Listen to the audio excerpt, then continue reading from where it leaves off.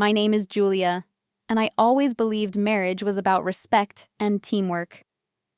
I married Adam 2 years ago after dating for a while. He was charming at first, funny, relaxed, and always full of surprises. I had my own job, saved money, and bought myself a reliable car I truly loved. It wasn't fancy, but it gave me freedom. I used it for work, errands, and weekend drives to clear my head. It made me feel independent. One night over dinner, Adam asked for something I never expected. "Can Madison have your car? She really needs it for the kids." I laughed at first, thinking he was joking. But he wasn't. That one question changed everything. I looked at Adam and said, "Wait, you're serious? You want to give my car to your sister? Forever?" He nodded, calmly chewing his food like he was asking for salt. "She's struggling, Jules. 3 kids, no car, no help. She needs it more than you." My fork froze midair. "Adam, I paid for that car with my own savings. I need it every day for work. I'm sorry, but no." He didn't argue much that night, just shrugged and got quiet, but I could feel the shift. Something cold passed between us.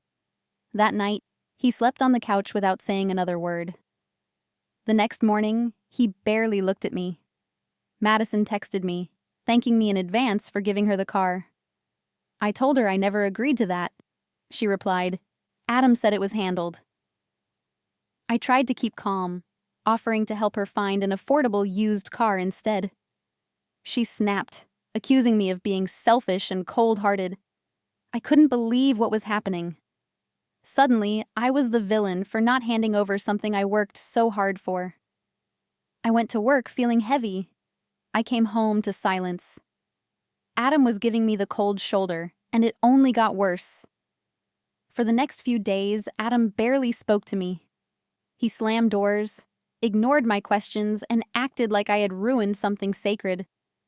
When I tried to talk things out, he said, "You always talk about independence. So be independent. Don't expect support when you don't give it." I felt like I was going crazy. I hadn't done anything wrong, yet I was being punished for setting a boundary. I told him I needed space and went to stay with my mom for a few nights. I hoped things would calm down. I didn't know I was leaving my car behind for the last time.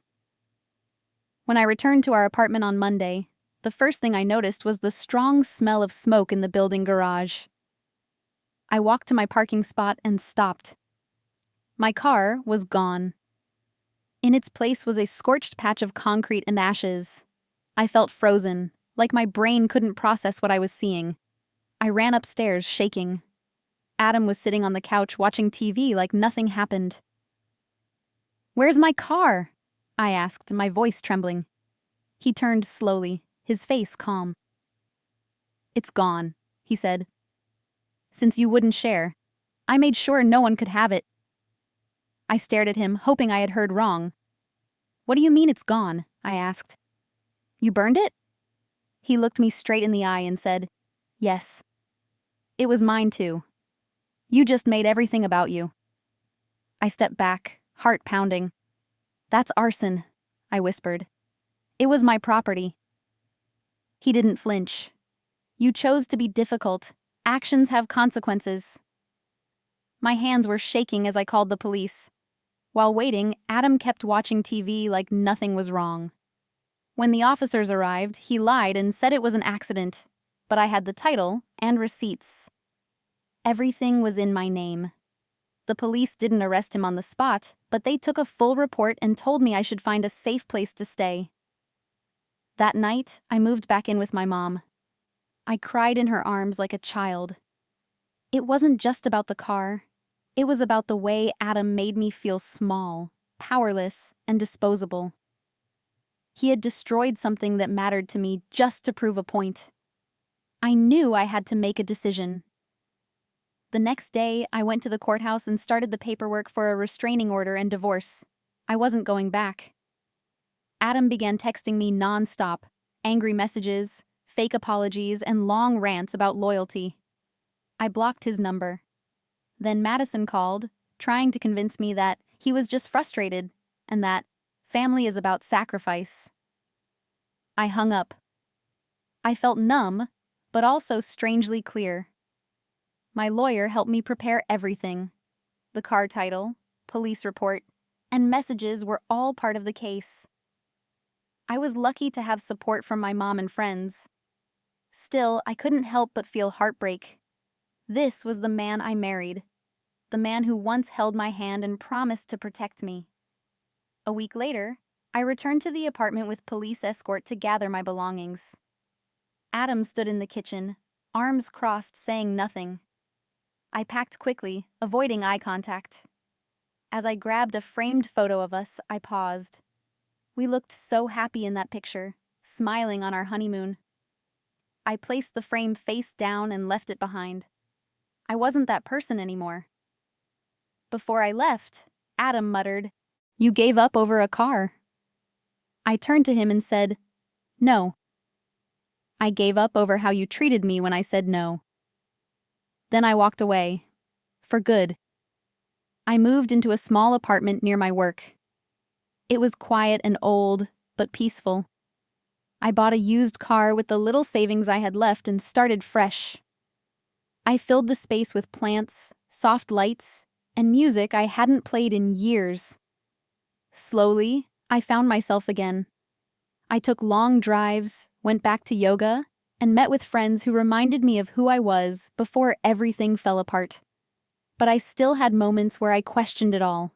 How I could have loved someone who would hurt me like that. Healing wasn't fast, but it was happening. One day, my lawyer called to say Adam had filed a claim saying I owed him money for shared assets, including the car. I couldn't help but laugh bitterly.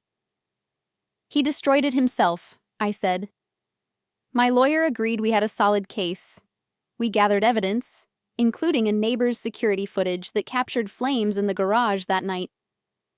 Meanwhile, Adam posted online about being abandoned by a selfish woman. Some people believed him, some friends stayed silent. That was the hardest part, seeing who stood by me and who disappeared. But I didn't let their silence change the truth. As the divorce moved forward, Adam's lies became louder. But I stayed steady. I leaned on my mom, my lawyer, and the women in my support group, many of whom had faced similar pain. One woman told me, "Abuse doesn't always come with bruises.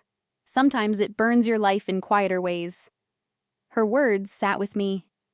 I shared my own story in group one night, tears in my eyes. They listened, nodded, and hugged me. For the first time in a long time, I didn't feel ashamed. I wasn't broken. I was surviving, and stronger than I had ever been. Eventually, the court ruled in my favor. Adam's claim was denied, and my restraining order was extended. I was free, legally and emotionally. I started putting together a new vision board for my life. Books I wanted to read, places I wanted to travel, goals I'd buried during my marriage. I even started writing again. I adopted a cat named Luna, who followed me everywhere and slept by my side every night. My apartment, once just a space, became a home. Every time I saw my new car in the lot, I smiled. It wasn't about the model. It was about what it represented: freedom. Then one day, out of the blue, I got a letter in the mail. It was from Adam. No return address. Inside was a photo of us with the words, "I miss you. Please forgive me." My hands shook. I placed the letter in a drawer and closed it. Later, I took it outside and burned it. He had already set fire to my car, my trust, and our marriage. I wouldn't let him set fire to my peace too. That night, I lit a candle and wrote in my journal, "He broke me, but I rebuilt better." That was my truth now. Months later, I met someone new, Liam. He was quiet, kind, and asked before touching anything in my home. We took things slow. I told him everything on our third date, expecting him to walk away. But he didn't. "That's not your shame to carry," he said gently. We spent hours talking about books, music, and dreams. I learned how love could feel calm, not chaotic.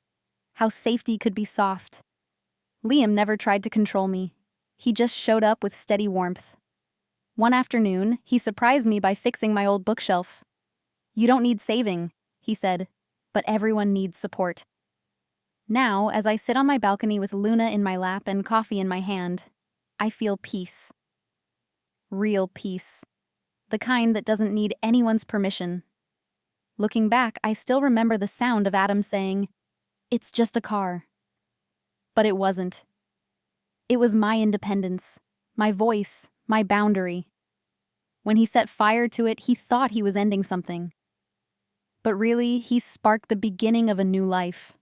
A better one. I don't hate him anymore. I don't love him either.